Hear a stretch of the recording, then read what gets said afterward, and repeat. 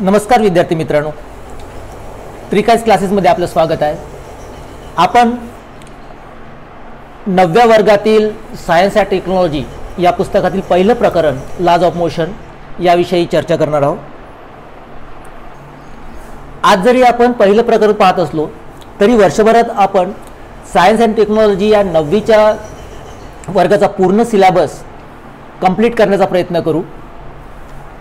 तर आपले जे लेक्चर आहे ते लेक्चर वर्षभर चालूच राहतील, ठीक आहे। तर आपण आज चालू करणार आहोत लॉज ऑफ मोशन, ठीक आहे मित्रांनो। मी काही दुसरं पुस्तक घेऊन बसलेलो नाही आहे, आपल्या 9वीच्या वर्गाचं सायन्स अँड टेक्नॉलॉजीचं पुस्तक मी वापरणार आहोत। तुम्ही सुद्धा तुमच्याकडे जर पुस्तक असेल तर ते पुस्तक घेऊ शकता, ठीक आहे। परंतु मी समजून सांगत असताना पुस्तकाचा वापर करू नका। एकदा पूर्ण व्हिडिओ पाहून घ्या आणि त्यानंतर तुमचे कन्सेप्ट क्लिअर करण्याकरिता तुमचं पुस्तक तुम्ही पाहू शकता, ठीक आहे। तर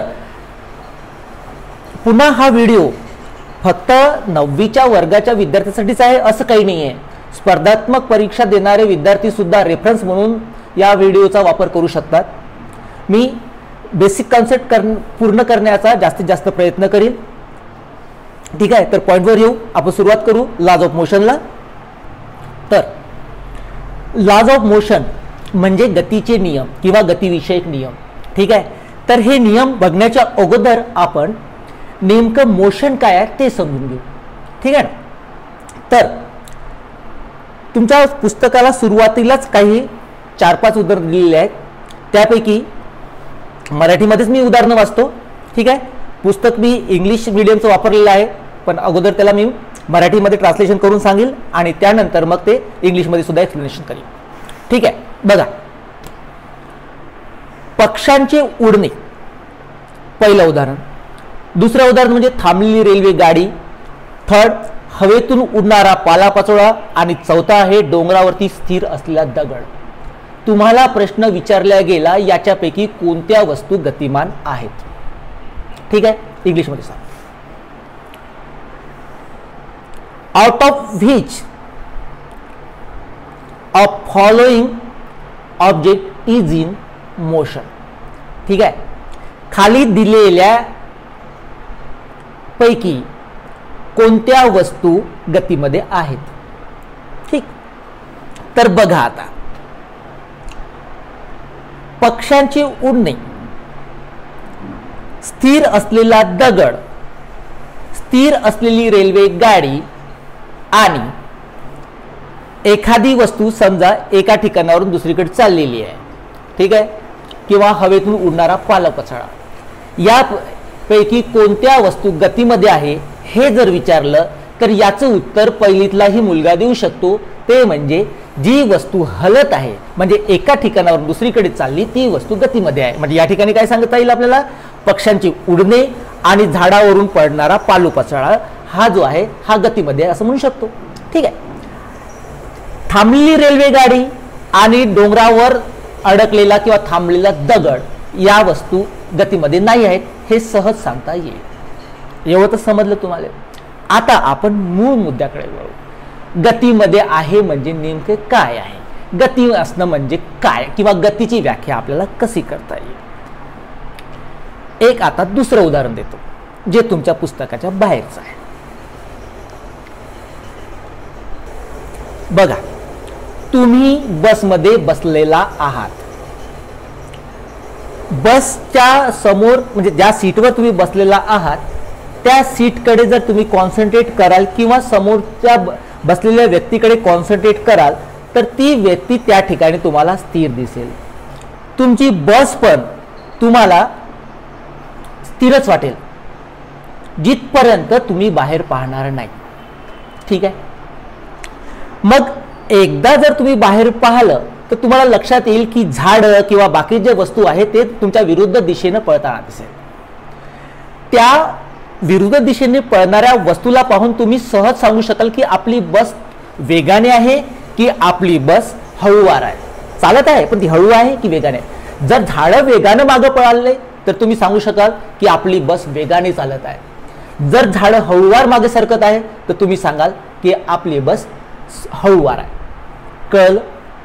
पण समजा जर तुम्ही साईडनी बसलेल्या व्यक्तीला जर पाहिलं तर तो व्यक्ती तिथल्या तिथंच दिसेल. ठीक आहे. आता जर तुम्हाला विचारलं की का रे बाबा तुमची बस थांबलेली आहे की चालत आहे, म्हणजे गतिमान आहे की स्थिर आहे, तर तुम्ही सांगाल सर ऑब्विसली बसचा आवाज येत आहे, झाडं मागं पळत आहे, तर ते बस चालत आहे. दुसरा प्रश्न जर तुम्हाला विचारलं की तुमच्या साईडचा व्यक्ती तो चालत आहे, म्हणजे तो गतिमान आहे की तो स्थिर आहे, हा प्रश्न कन्फ्यूज करणार आहे. तसं पाहतो म्हटलं नियमाप्रमाणे तर तुम्ही बसमध्ये गतिमान बसमध्ये बसलेला आहात आणि बसची गती तुमच्या शरीरात आलेली आहे, म्हणजे तुम्हाला गती आलेली आहे. पण तुमच्या दृष्टीनं तुम्ही ज्या ठिकाणी बसमध्ये बसलेला आहात गतिमान बसमध्ये, तुमच्या दृष्टीनं तुमच्या साईडचा माणूस हा स्थिर आहे. पण तुम्ही म्हणाल की माणूस तर स्थिर आहे पण बस गतिमान आहे. आता याचं उत्तर आपल्याला कसं देता येईल? आता आपण याला क्लॅरिफाय करू. तुम्ही गतिमान बसमध्ये बसलेला आहात, ठीक आहे. तर जेव्हा तुम्ही बाहेर पाहाल त्यावेळेस झाडं किंवा बाकीच्या सर्व वस्तू त्या बसच्या मागे पळताना दिसेल, म्हणून तुम्हाला कळलं की आपली बस गतिमान आहे. म्हणजेच बस गतिमान आहे हे कळण्याकरिता तुम्हाला बाकीच्या गोष्टी ऑब्झर्व करावं लागेल. एखाद्या गोष्टीला तुम्ही मागे टाकत आहात म्हणून तुम्ही समोर चालले आहे की नाही, म्हणजे कुठल्या तरी संदर्भातली गोष्ट आहे, ती कुठल्या तरी संदर्भाच्या दृष्टीनं तुम्ही समोर चालले. ठीक आहे. त्याच्यामुळे तुमची बस ही गतिमान आहे असं आपण म्हणू शकतो. पण आपल्या बाजूला बसलेला व्यक्ती जेव्हा त्याच्याकडे आपण कॉन्सन्ट्रेट करतो त्यावेळेस तो आपल्या दृष्टीनं तो जागा नाही बदलवत आहे, तो आपल्या दृष्टीनं आहे त्याच ठिकाणी स्थिर आहे, म्हणून तो व्यक्ती आपल्या दृष्टीने स्थिर अवस्थेत आहे. समजलं? आता आपण गतीची व्याख्या करू. ठीक आहे. तर मग गतीची व्याख्या कशी करता येईल? जेव्हा एखादी वस्तू तिच्या सभोवतालच्या संदर्भात जर ती वस्तू जागा बदलवत असेल तर ती वस्तू गतिमान आहे असं म्हणू शकतो. ठीक आहे. आता यालाच जर आपण इंग्लिशमध्ये डिफाईन करतो म्हटलं तर कसं करता येईल? An object is said to be in motion when it changes its position with respect to another. कळलं का आता? म्हणजे एखादी वस्तू तिच्या दुसऱ्या वस्तूच्या संदर्भात जर जागा बदलत असेल तर ती वस्तू, पहिली वस्तू ही गतिमान आहे असं आपण म्हणू शकतो. आता कळलं? म्हणून तुम्ही गतिमान बसमध्ये जरी बसलेला असाल तरीही तुमच्या साईडचा जो व्यक्ती आहे त्याला आपण गती प्राप्त झाली असं म्हणू शकत नाही किंवा तो गतिमान आहे असं नाही म्हणू शकत. ठीक आहे. तर तुम्ही जेव्हा बाहेर पाहाल किंवा तुमच्या बसचं जर आपण उदाहरण घेतो म्हटलं तरी कुठल्या तरी संदर्भाच्या दृष्टीनं ती जागा बदलवत आहे म्हणून ती बस गतिमान आहे. हा, आपण त्या बसमध्ये बसलेल्या व्यक्तीचा किंवा आपला जर संपूर्ण विचार करतो म्हटलं तर आपण सुद्धा गतीमध्ये आहोत, पण ते कोणाच्या संदर्भात? बाहेरच्या संदर्भात, बसच्या बाहेरच्या संदर्भात आपण गतीमध्ये आहोत. पण हे आपण जर एकमेकाचा जर संदर्भ पकडला तर आपण स्थिर अवस्थेत आहोत. समजलं? म्हणजे जेव्हा आपण गतीचा विचार करतो तेव्हा आपण कुठल्या संदर्भात आपण ते घेतो हे सुद्धा आपल्याला पाहावं लागेल. आता आपण पाहू डिस्प्लेसमेंट अँड डिस्टन्स. ठीक आहे. पुन्हा ही सुद्धा एक कन्सेप्ट आहे समजण्याला आहे.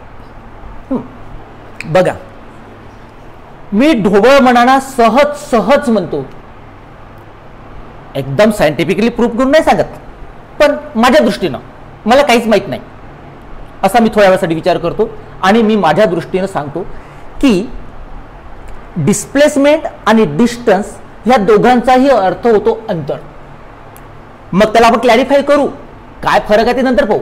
पण अगोदर एवढं समजून घ्या, डिस्प्लेसमेंट हे अंतर आहे आणि डिस्टन्स हे सुद्धा अंतर आहे. मग सर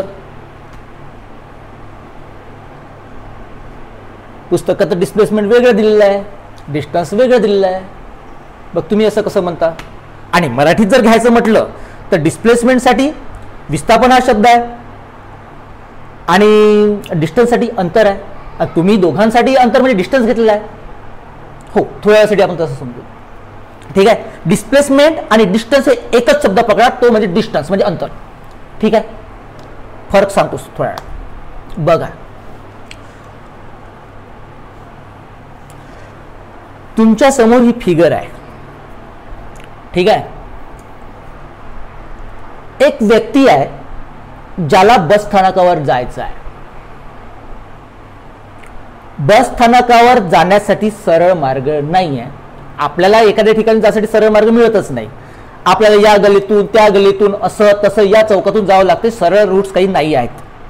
ठीक आहे, तर मग या घरापासून तो निघाला, या ठिकाणी त्याचं घर आहे. त्याच्यानंतर तो समोर चालत आला 4 किलोमीटर. ठीक आहे, तो आला बी या ठिकाणी, त्या ठिकाणी चौक आहे. ठीक, त्याच्यानंतर चौकात गेल्याच्या नंतर त्याला सी या ठिकाणी बस स्टँडवर जायचं आहे. तर चौक ते सी हे ठिकाण म्हणजेच बस स्थानक, हे ठिकाण 3 किलोमीटरवर आहे. त्याने एकूण अंतर किती पार केलं ते बघा. घराच्या ठिकाणापासून तर बी या ठिकाणापर्यंत 4 किलोमीटर आणि बी या ठिकाणापासून सी या ठिकाणापर्यंत 3 किलोमीटर. म्हणजे दोघांची जर बेरीज केली तर 4 अधिक 3 बरोबर 7 किलोमीटर अंतर त्यानं पार केलं. ठीक आहे, आता एक दुसरा विचार करू थोड्या वेळासाठी. असं समजा की आपण पक्षी आहोत, म्हणजे आपल्याला कुठलेच अडथळे नाही, आपल्याला वरून जाता येईल. तर आपण काय करू रे, ए पासून बी पर्यंत येऊ, बी पासून सी पर्यंत येऊ, असं येऊ की डायरेक्ट ए टू सी येऊ? अर्थातच आपण डायरेक्ट ए टू सी येऊ. ठीक आहे, कारण आपल्याला बी या ठिकाणाशी देणे घेणे नाही, आपल्याला रस्ता नव्हता म्हणून आपण ए ते बी आलो, बी टू सी गेलो. पण समजा जर आपल्याला डायरेक्ट जाता येत असेल तर आपण एवढं लांब अंतर जाण्यापेक्षा आपण ए टू सी हे अंतर ट्रॅव्हल केलं असतं. बरोबर आहे. आता तुम्हाला सांगतो, हे जे तुम्ही ए पासून बी आणि नंतर बी पासून सी पर्यंत गेले, हे झालं तुमचं डिस्टन्स. ठीक आहे, आणि ए पासून सी पर्यंत हे जे डायरेक्ट अंतर आहे, हे डायरेक्ट अंतर झालं तुमचं डिस्प्लेसमेंट. ठीक आहे, पुन्हा सांगतो काय होत आहे. ए पासून तर सी पर्यंत हे आडत तेडं मेडं कुठून कुठले प्रत्यक्षातलं अंतर आहे, आणि ए पासून सी पर्यंतचं हे डायरेक्ट पॉइंट ए ते पॉइंट सी. म्हणजे आपण समजा जर पॉइंट ए ला जर इनिशियल पॉइंट पकडला आणि पॉइंट सी ला जर फायनल पॉइंट पकडला, ठीक आहे, म्हणजे या ठिकाणी 3 पॉइंट आहे ए बी सी, पण आपल्याला जायचं कुठे, सी या ठिकाणी. म्हणजेच आपण काय करतो, initial point two final point. बरोबर आहे. हे जर आपण पॉइंट पकडले, इनिशियल पॉइंट आणि फायनल पॉइंट, याच्यामधलं जे डायरेक्ट डिस्टन्स आहे ते डायरेक्ट डिस्टन्स म्हणजेच डिस्प्लेसमेंट. समजलं? म्हणजे सुरुवातीची ठिकाण आणि शेवटचं ठिकाण या ठिकाणातलं डायरेक्ट अंतर, पुन्हा मी सांगतो डायरेक्ट अंतर म्हणजेच डायरेक्ट डिस्टन्स हे डिस्प्लेसमेंट म्हटले जाते. म्हणजे डिस्टन्सच आहे पण डायरेक्ट आहे म्हणून त्याला डिस्प्लेसमेंट म्हटले जाते. आणि जेव्हा आपण डायरेक्ट न जाता एका ठिकाणावर दुसऱ्या ठिकाणावर दुसऱ्या ठिकाणावर तिसऱ्या ठिकाणी असं करत करत फायनल पोझिशनला जातो, त्यावेळेस ते होते डिस्टन्स. समजलं? म्हणजे डिस्प्लेसमेंट म्हणजे डायरेक्ट डिस्टन्स आणि डिस्टन्स म्हणजे, ठीक आहे, ए आणि सी या ठिकाणापर्यंत ट्रॅव्हल करत असताना कसलंही आडवं तिडवं जे अंतर येईल ते अंतर म्हणजेच तुमचं डिस्टन्स. म्हणजे दोन्ही डिस्टन्सच आहे, फक्त हे डायरेक्ट डिस्टन्स आहे आणि ते आडवानाचं डिस्टन्स आहे. समजलं? तर डिस्टन्स आणि डिस्प्लेसमेंट मधला फरक तुम्हाला कळला असेल असं माझी अपेक्षा आहे. तर चल एकदा आपण व्याख्या घेऊन घेऊ, जे पुस्तकात आहे ती व्याख्या घेऊ आपण डिस्टन्सची. Distance is the length of the actual path travelled by an object in motion while going from one point to another. याला आपण मराठीत घेऊ. ठीक आहे. अंतर म्हणजे दोन बिंदूंच्या दरम्यान गतिमान असताना वस्तूने प्रत्यक्ष केलेले मार्गक्रमण होय. ठीक आहे. And displacement is the minimum distance between initial and final point. ठीक आहे. डिस्प्लेसमेंट काय आहे? सुरुवातीचा पॉइंट आणि शेवटचा पॉइंट, सुरुवातीचा पॉइंट आणि शेवटचा पॉइंट याच्यामधील मिनिमम डिस्टन्स म्हणजेच तुमचं काय झालं, डिस्प्लेसमेंट झालं. ठीक आहे. या ठिकाणी मग A to C हे जे डिस्टन्स आहे हे ऍक्च्युअली काय आहे, डिस्प्लेसमेंट आहे. आणि A पासून B पर्यंत गेलो आणि B पासून C पर्यंत गेलो, हे एकूण जे अंतर आहे ते एकूण अंतर म्हणजेच डिस्टन्स झालं. कळलं एवढं. आता ज्या वेळेस आपण डायरेक्ट A आणि C या पॉइंट मधलं डिस्टन्स घेतो त्यावेळेस डिस्टन्स इक्वल टू डिस्प्लेसमेंट असते. नाहीतर दुसऱ्या केसमध्ये displacement is always less than distance. ठीक आहे. आता याच्यावर आपण काय करू, displacement is either equal to or less than distance हे गोष्ट लक्षात ठेवा स्पर्धा परीक्षा देणाऱ्या मुलांना. ठीक आहे. डिस्टन्स काय असते, डिस्टन्स हे एक तर डिस्प्लेसमेंट एवढं राहील किंवा डिस्प्लेसमेंट पेक्षा जास्त राहील डिस्टन्स. आणि डिस्प्लेसमेंट कसं राहील, डिस्प्लेसमेंट सुद्धा एक तर ते डिस्टन्स एवढं राहील किंवा डिस्टन्स पेक्षा कमी राहील. कळलं एवढं. डिस्टन्स आणि डिस्प्लेसमेंट मधला फरक समजून घेण्याकरता पुन्हा एक एक्झाम्पल घेऊ आपण. ठीक आहे. या ठिकाणी एक सर्कल आहे, असं समजा की सर्क्युलर ग्राउंड आहे. ठीक आहे. आणि या ग्राउंडचा जो परिघ आहे तो आहे समजा 400 मीटर. ठीक आहे.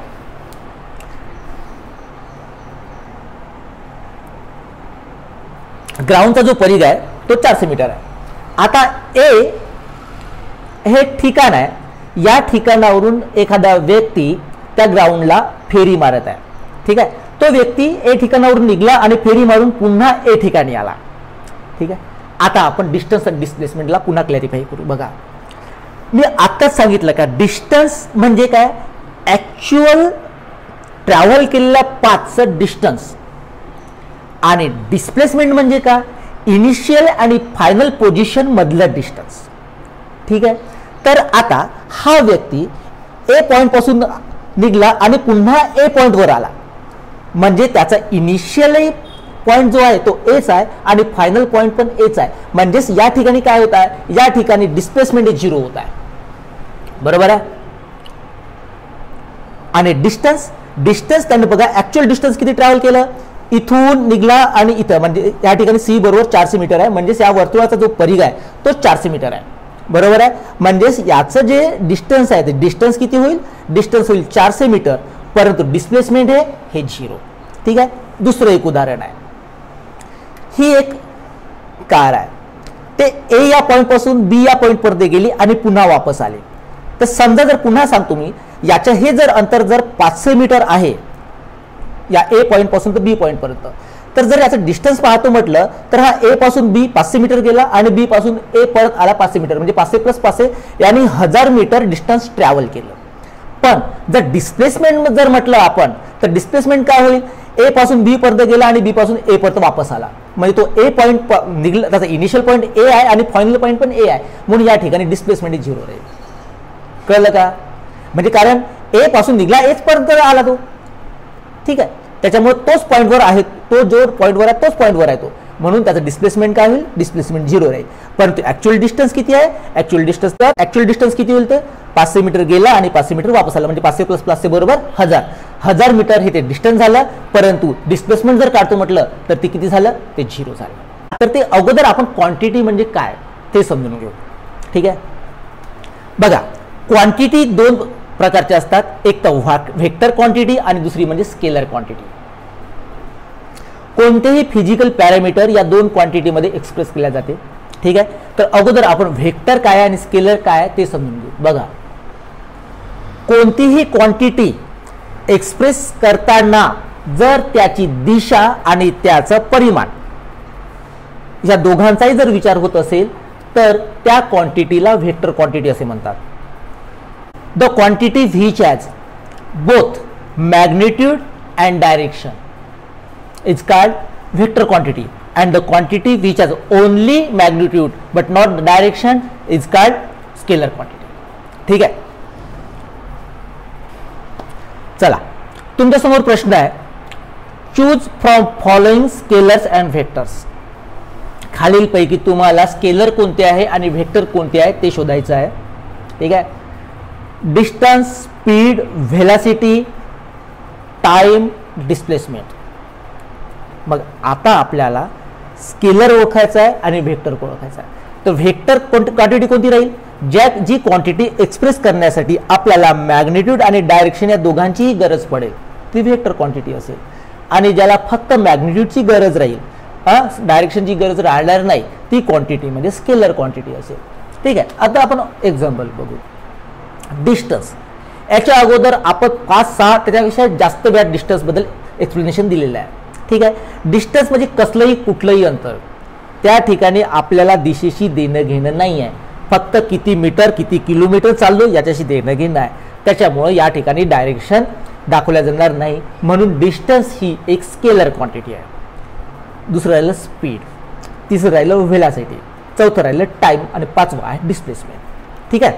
तर स्पीड, व्हेलॉसिटी आणि डिस्प्लेसमेंट ह्या तीनही क्वांटिटी ज्या आहे त्या क्वांटिटीज आपण अगोदर शिकून घेऊ आणि त्याच्यानंतर ती क्वांटिटी कोणत्या प्रकारची आहे ते त्याचं उत्तर तुम्हीच द्याल. ठीक आहे.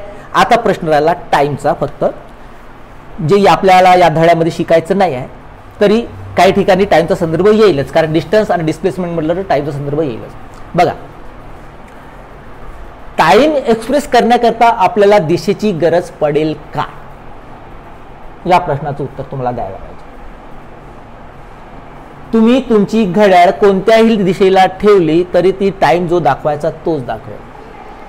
त्याच्यामुळं टाइम सांगत असताना दिशेची काही एक गरज नाही, म्हणून टाइम ही स्केलर क्वांटिटी आहे. आता उरलेल्या ज्या क्वांटिटीज आहेत, डिस्टन्स, स्पीड, बरोबर आहे, व्हेलॉसिटी आणि डिस्प्लेसमेंट, या कोणत्या प्रकारच्या क्वांटिटीज आहेत ह्या आपण आता समजून घेऊ. जसं आपण थोड्या वेळापूर्वी पाहिलं होतं, डिस्टन्स आणि डिस्प्लेसमेंट या दोघांचाही अर्थ फक्त आपण सुरुवातीला अंतरच घेतला होता, तसंच आपण स्पीड आणि व्हेलॉसिटी या दोघांचाही अर्थ आपण वेगच घेऊ. कोणता वेग म्हणजे स्पीड, कोणता वेग म्हणजे व्हेलॉसिटी. ठीक आहे. तर मग मराठीमध्ये स्पीड म्हणजे चाल आणि व्हेलॉसिटी म्हणजे वेग असं मराठीच्या डिक्शनरीमध्ये सांगितलेलं आहे. ठीक आहे. काही कसे ना आपण त्याला वेगच पकडणार आहोत दोन्ही गोष्टीला. तर मग स्पीड म्हणजे काय? बघा, जसं तुम्हाला सुरुवातीला सांगितलं होतं, हे जे डिस्टन्स आहे आडवं तिडवं, म्हणजे ए या ठिकाणावरून एका व्यक्तीला जायचं आहे सी या ठिकाणी, तर तो अगोदर बी ठिकाणी गेला, नंतर सी ठिकाणी गेला, म्हणजे एकूण त्याने ट्रॅव्हल अंतर किती केलं? 4 kilometre plus 3 kilometre equal to 7 kilometre. ठीक आहे. तर जेव्हा आपण हे अंतर म्हणजेच डिस्टन्स याला टाइमच्या संदर्भात एक्सप्रेस करतो तेव्हा ते स्पीड असते. म्हणजे स्पीडचा डायरेक्ट फॉर्म्युला दिलेला आहे, speed equal to total distance travelled divided by time required. Total distance travelled म्हटलं तर तुमचं हे डिस्टन्स झालं, बरोबर आहे. फक्त आपण डिस्टन्स म्हटलं तरी चालेल समजण्याकरिता, डिवायडेड बाय टाइम म्हणजे distance divided by time. Distance म्हणजे कोणतं? जो ऍक्च्युअल पाथ तुम्ही ट्रॅव्हल करतात ते डिवायडेड बाय टाइम जर असेल तर ती तुमची झाली स्पीड. आणि व्हेलॉसिटी म्हणजे काय? जे तुम्ही डायरेक्ट डिस्टन्स करता, म्हणजे त्याला अगोदर आपण काय म्हटलं होतं? डिस्प्लेसमेंट. डिस्प्लेसमेंट डिवायडेड बाय जर टाइम घेतलं तर ती झाली व्हेलॉसिटी. म्हणजे सरळ सरळ speed equal to distance divided by time आणि velocity equal to displacement divided by time. ठीक आहे. म्हणून हीच कन्सेप्ट आपल्याला समजून घ्यायची होती, म्हणून मी तुम्हाला वारंवार डिस्टन्स आणि डिस्प्लेसमेंट मधला फरक समजून सांगितला. एकदा जर तुम्हाला डिस्टन्स आणि डिस्प्लेसमेंट मधला फरक कळला की नंतर मग तुम्हाला स्पीड आणि व्हेलॉसिटी यामधला सुद्धा फरक समजून जाईल. ठीक आहे. तर मग आता कळलं, आपण जे अगोदर पाहिलं होतं क्वांटिटी, स्पीड, व्हेलॉसिटी आणि डिस्प्लेसमेंट या क्वांटिटी आपल्याला बघायच्या होत्या. ठीक आहे. तर जसं आता स्पीडचा फॉर्म्युला काय होता? Speed equal to distance divided by time आहे, बरोबर आहे. टाइम ही तर कोणती क्वांटिटी होती? ही स्केलर क्वांटिटी होती. आता जे डोअरचा जो डिस्टन्स आहे तो ऍक्च्युअल डिस्टन्स आहे, त्या आडवा तिडवा होता, त्याच्यामुळं त्याला मेजर करण्याकरिता किंवा त्याची क्वांटिटी एक्सप्रेस करण्याकरिता डायरेक्शनची गरज नव्हतीच. ठीक आहे. म्हणजेच जे डिस्टन्स आहे ते डिस्टन्स एक्सप्रेस करण्याकरिता डायरेक्शनची गरज नाही आहे आणि फक्त मॅग्निट्यूडची गरज आहे, म्हणून डिस्टन्स ही स्केलर क्वांटिटी आहे आणि टाइम सुद्धा स्केलर क्वांटिटी आहे. बरोबर आहे. दोन्ही स्केलर क्वांटिटी असल्याच्यामुळं सुद्धा ते जे आहे स्पीड ही सुद्धा स्केलर क्वांटिटीच होईल. कळलं का? म्हणजे जर आपल्याला समजलं नाही की स्केलर क्वांटिटी आहे की वेक्टर क्वांटिटी आहे, तर ज्या क्वांटिटी पासून ती क्वांटिटी बनवतो आपण, डिराईव्ह करतो, ठीक आहे. स्पीड कशापासून डिराईव्ह केली? डिस्टन्स आणि टाइम पासून. या दोन्ही स्केलर क्वांटिटी आहे, म्हणून स्पीड सुद्धा ही स्केलर क्वांटिटी आहे. कळलं? आता व्हेलॉसिटीचा फॉर्म्युला आपण पाहिलेला आहे. तर व्हेलॉसिटी इक्वल टू काय होता है? Displacement divided by time. आता अगोदर आपण डिस्प्लेसमेंटला बघू. डिस्प्लेसमेंट काय आहे? डिस्प्लेसमेंट हे डायरेक्ट डिस्टन्स आहे ज्याच्यामध्ये आपण डायरेक्शन लक्षात घेतो. बरोबर आहे की नाही? पहिला पॉइंट आणि शेवटचा पॉइंट, या पॉइंट मधून आपल्याला जायचं, त्याच्यामुळे आपण त्या ठिकाणी काय करतो? डायरेक्शन कन्सिडर करतो आणि मॅग्निट्यूड कन्सिडर करतोच. म्हणजेच डिस्प्लेसमेंट एक्सप्रेस करण्याकरिता आपण डायरेक्शन आणि मॅग्निट्यूड या दोघांचाही विचार करतो, म्हणून डिस्प्लेसमेंट ही कोणती क्वांटिटी झाली? Vector quantity. आणि त्याच्यामुळे व्हेलॉसिटी सुद्धा ही व्हेक्टर क्वांटिटी होईल. कळलं? आता तुम्ही उत्तर देऊ शकाल, ठीक आहे. काय सांगितलं सुरुवातीला? डिस्टन्स, डायरेक्शनची गरज नाही, म्हणून डिस्टन्स ही स्केलर झाली. बरोबर आहे. आता डिस्टन्सच्या याच्यावरून आपण काय बनवलं? स्पीडमध्ये दोन्ही स्केलर आहे. स्पीडच्या फॉर्म्युल्यामध्ये कोणते? डिस्टन्स आणि टाइम. त्याच्यामुळं स्पीड सुद्धा ही स्केलर क्वांटिटी झाली. परंतु व्हेलॉसिटी काय आहे? व्हेलॉसिटीचा फॉर्म्युला काय आला आपला? Displacement divided by time. Displacement he vector quantity आहे, म्हणून व्हेलॉसिटी सुद्धा ही वेक्टर क्वांटिटी आहे. आता घेऊ आपण units of speed and velocity. दोघंही वेग असल्याच्यामुळं दोघांची ही जे युनिट आहे ते युनिट सेमच आहे. ठीक आहे. कारण काय आहे बघा, speed equal to distance divided by time. डिस्टन्सचं युनिट काय आहे? डिस्टन्स कशामध्ये एक्सप्रेस करतो आपण? मीटर, सेंटीमीटर, किलोमीटर, जे काही आहे ते. ठीक आहे. म्हणजे आपण काय करू? मीटरमध्ये घेऊ त्याला, याचा युनिट आहे ते. ठीक आहे. मग डिस्टन्स मीटरमध्ये घेतो आणि टाइम सेकंदमध्ये घेतो. तर स्पीडची युनिट काय राहील? Metre per second. ठीक आहे. त्याचप्रमाणे व्हेलॉसिटी सुद्धा displacement divided by time. Displacement is nothing but distance. बरोबर आहे. त्याच्यामुळे ते सुद्धा मीटरमध्ये राहील आणि टाइम तर सेकंदमध्ये राहील. त्याच्यामुळे व्हेलॉसिटीचं सुद्धा युनिट काय राहील? Metre per second. म्हणजे स्पीड आणि व्हेलॉसिटी या दोघांचेही याचा युनिट काय राहील? Metre per second. आणि त्याचा CGS युनिट काय आहे? Centimetre per second. ठीक आहे. आता हे युनिटच्या संदर्भात आपण एक वेगळं व्हिडिओ घेऊ, तोपर्यंत एवढं समजून घ्या. अगोदरच व्हिडिओ फार मोठा होता आहे. लक्षात ठेवण्यासारखे काही पॉईंट मी इथे काढलेले आहे, ते अगोदर समजून सांगितलेले आहे, तरी पण ते वाचून घेतो. Speed is related to the distance while velocity is related to the displacement. अगोदर सांगितलेलं आहे. सेकंड पॉइंट आहे, if the motion is along the straight line the values of speed and velocity are the same, otherwise they can be different. ठीक आहे मित्रांनो, video फार मोठा झालेला आहे. एक्सप्लेन करताना लक्षातच आलं नाही की कसा वेळ निघून गेला ते. तर हा व्हिडिओ कसा वाटला ते जरूर सांगा. जर व्हिडिओ आवडला असेल तर लाईक करा आणि या व्हिडिओला सबस्क्राईब पण करा. आपण 5वी, 6वी, 7वी, 8वी, 9वी, 10वी पर्यंतच्या सर्व विज्ञान विषयाचे व्हिडिओज यूट्यूबवर नक्कीच टाकू. ठीक आहे. संपूर्ण सिलेबस कव्हर करण्याचा प्रयत्न करू. अगोदर पहिल्या चॅप्टरपासून शिकू. होतं काय, एक्सप्लेन करत असताना व्हिडिओ बराच लांब होतो, तर एक चॅप्टर सुद्धा एका तासामध्ये शिकवणं होणार नाही. ठीक आहे. आणि जर शिकवायला गेलं तर सर्वच गोष्टी क्लिअर होणार नाही. म्हणून एखादा टॉपिक जर आपल्याला घ्यायचा असेल आणि त्यासाठी जास्त वेळ लागत असेल तर आपण काय करू, एकापेक्षा जास्त व्हिडिओ बनवू.